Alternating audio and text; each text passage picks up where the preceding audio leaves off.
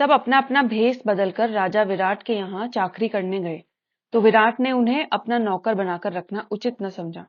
हर एक के बारे में उनका यही विचार था कि ये तो राज करने योग्य प्रतीत होते हैं। मन में शंका तो हुई, पर पांडवों के बहुत आग्रह करने और विश्वास दिलाने पर राजा ने उन्हें अपनी सेवा में ले लिया। पांडव अपनी अपनी पसंद के कामों पर नियुक्त कर लिए गए। युधिष्ठिर कंक के नाम से विराट के दरबारी बन गए। राजा के साथ चौपड़ खेलकर दिन बिताने लगे। भीमसेन वल्लभ के नाम से रसोइयों का मुखिया बनकर रहने लगा।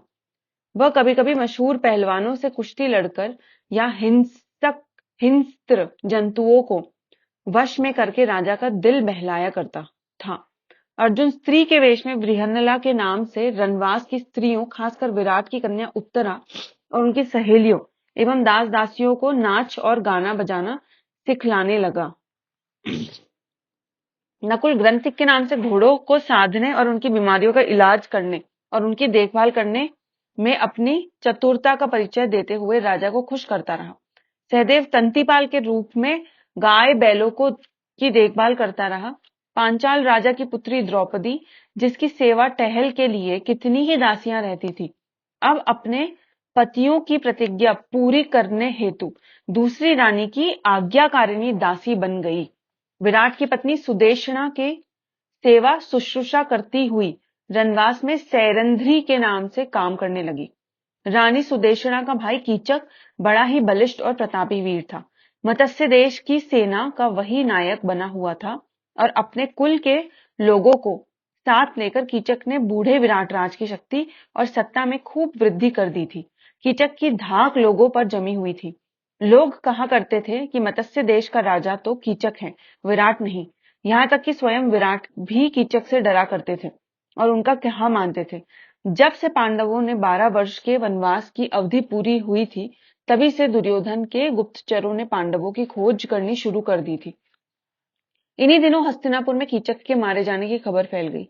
ये खबर पाते ही दुर्योधन का माथा ठनका और हो न हो कीचक का वध भीम ने ही किया होगा, यह दुर्योधन का अनुमान था और उसने अपना यह विचार राजसभा में प्रकट करते हुए कहा कि मेरा ख्याल है कि पांडव विराट के नगर में ही छिपे हुए हैं।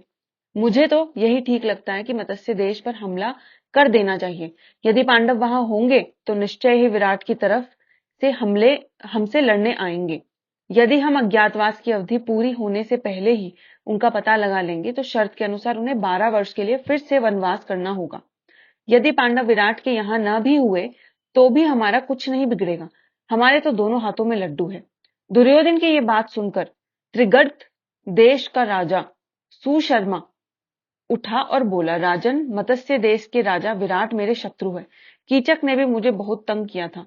अब अवसर का लाभ उठाकर मैं उससे अपना पुराना बैर भी चुका लेना चाहता हूँ। कर्ण ने सुशर्मा की बात का अनुमोदन किया। फिर सबकी राय से यह निश्चय किया कि विराट के राज्य पर राजा सुशर्मा दक्षिण की ओर से हमला करे और जब विराट अपनी सेना लेकर उसका मुकाबला करने जाए तब ठीक इसी मौके पर उत्तर की ओर से दुर्योधन अपनी सेना लेकर अचानक विराट नगर पर छापा मार दे। यह योजना के अनुसार राजा सुशर्मा ने दक्षिण की ओर से मत्स्य देश पर आक्रमण कर दिया। मत्स्य देश के दक्षिण हिस्से पर त्रिगर्तराज की सेना छा गई और गायों के झुंड से झुंड सुशर्मा की सेना के कब्जे में आ गए। कंक युधिष्ठिर ने विराट को सांत्वना देते हुए कहा कि राजा चिंता न करें, मैं भी अस्त्र विद्या सीखा हुआ हूं। मैंने सोचा है कि आपको रसोइये वल्लभ, अश्वपाल, ग्रंथिक और तंतीपाल भी बड़े कुशल योद्धा हैं।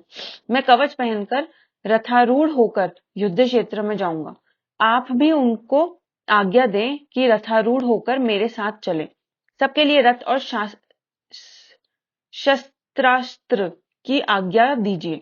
यह सुनकर विराट बड़े प्रसन्न हो गए और उनकी आज्ञा अनुसार चारों वीरों के लिए रथ तैयार होकर आ खड़े हुए। अर्जुन को छोड़कर बाकी चारों पांडव अब उन पर चढ़कर विराट और उनकी सेना समेत सुशर्मा से लड़ने चले गए। राजा सुशर्मा और विराट की सेनाओं ने घोर युद्ध हुआ।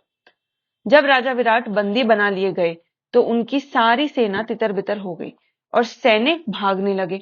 यह हाल देखकर युधिष्ठिर भीमसेन से बोले कि भीम, विराट को अभी छुड़ाकर लाना होगा और सुशर्मा का दर्प चूर करना होगा। यदि तुम सदा की भांति सिंह की सी गर्जना करने लग जाओगे तो शत्रु तुम्हें तुरंत पहचान लेंगे। इसलिए सामान्य लोगों की भांति रथ पर बैठकर और धनुष बाण के सहारे लड़ना ठीक होगा। आज्ञा मानकर भीमसेन रथ पर से ही सुशर्मा की सेना पर बाणों की बौछार करने लगा। थोड़ी ही देर की लड़ाई के बाद भीम ने विराट को छुड़ा लिया और सुशर्मा को कैद कर लिया। सुशर्मा की पराजय की खबर जब विराट नगर पहुंची तो नगर वालों ने नगर को खूब सजाकर आनंद मनाया और विजयी राजा विराट के स्वागत के लिए शहर के बाहर चल पड़े। इधर नगर के लोग विजय की खुशियां मना रहे थे और राजा की बाट जोह रहे थे, तो उधर उत्तर की ओर से दुर्योधन ने तबाही मचा दी।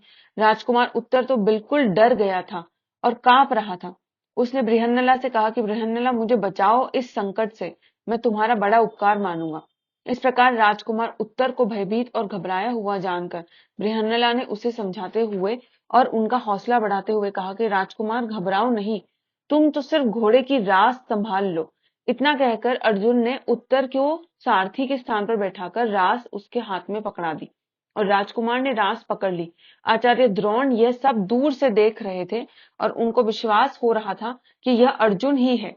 उन्होंने यह बात इशारे से भीष्म को जता दी। यह चर्चा सुनकर दुर्योधन कर्ण से बोला कि हमें इस बात से क्या मतलब कि यह औरत के भेष में कौन है। मान ले कि यह अर्जुन ही है, फिर भी हमारा तो उससे काम ही बनता है। शर्त के अनुसार उन्हें और 12 वर्ष का वनवास भुगतना पड़ेगा। अर्जुन ने कौरव सेना के सामने रथ ला खड़ा किया और उसने गांडीव संभाल लिया और उस पर डोरी चढ़ाकर 3 बार जोर से टंकार की। कौरव सेना टंकार ध्वनि से सचेत होने भी नहीं पाई थी कि अर्जुन ने खड़े होकर शंख की ध्वनि की, जिससे कि कौरव सेना थर्रा उठी और उसमें खलबली मच गई कि पांडव आ गए।